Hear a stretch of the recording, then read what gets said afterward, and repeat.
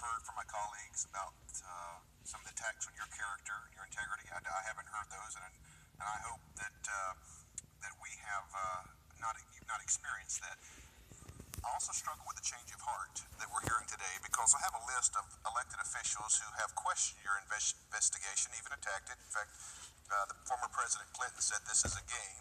In fact, just last Friday, Ms. Wasserman Schultz, Congresswoman Wasserman Schultz, said Secretary Clinton is not the target of this investigation, or whatever you want to call it.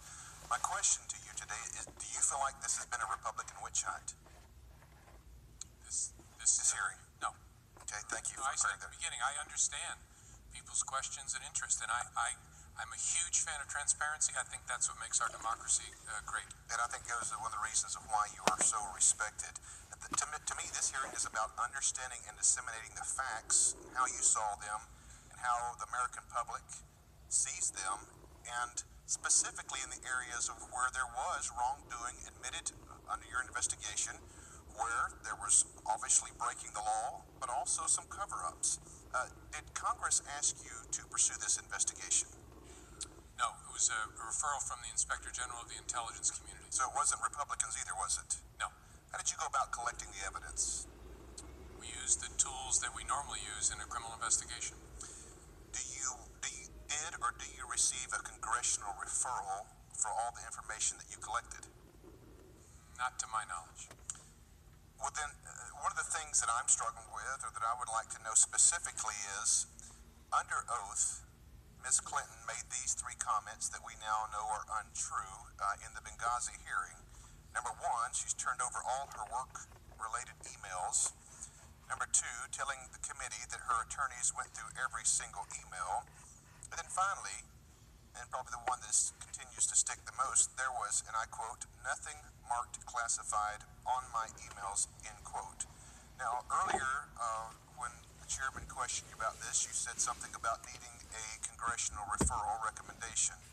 My question is, something of this magnitude, why, or can you help me understand why didn't it rise to your investigation, or someone bringing that to your knowledge as far as saying this is a problem, here she is, again, the Secretary Clinton lying under oath, specifically about our investigation? We, out of respect for the legislative branch being a separate branch, we do not commence investigations that focus on activities before Congress without Congress asking us to get involved. That's a long-standing practice of the Department of Justice and the FBI. So we don't watch on TV and say we ought to investigate that. Joe Smith said this in front of the committee. It requires the committee to say, we think we have an issue here, would you all take a look at it? But with all due respect, if you have the Secretary Clinton, who is under oath speaking about your very investigation, and you've talked about your wonderful staff and certainly have no reason to deny that, why wouldn't that rise to the level of suspicion that here she is saying this under oath? I mean, lying under oath is a crime, is it not? Yes. And what's the penalty on that? That's considered perjury, right? Perjury. It's a felony. I forget the exact, it's potentially years in prison. But I don't understand. Would you help me understand why somebody wouldn't have tipped you off that she's talking about the very specific case under oath that you're investigating? Well, there's a difference between us being aware of testimony and us opening a criminal investigation for potential perjury. Again, it's not this case in particular, but all cases. We don't do that without a committee saying we think there was an issue in testimony given in this separate branch of the government.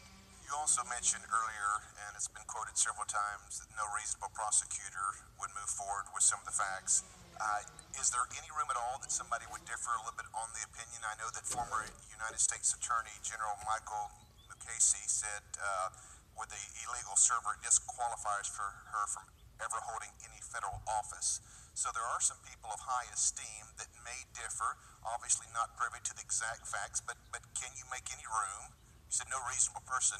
Do you understand why the American people, or would you understand why other people may say that she has stepped across the line or broken enough law here that you would come to a different conclusion? Sure, I respect different opinions. My only point is, and I said earlier, I smile because those folks are my friends. I've worked with them for a long time. None of those guys in my position, I believe, knowing what I know, would think about it differently.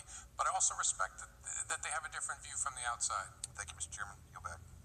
I thank the gentleman. Now recognize the gentleman from California, Mr.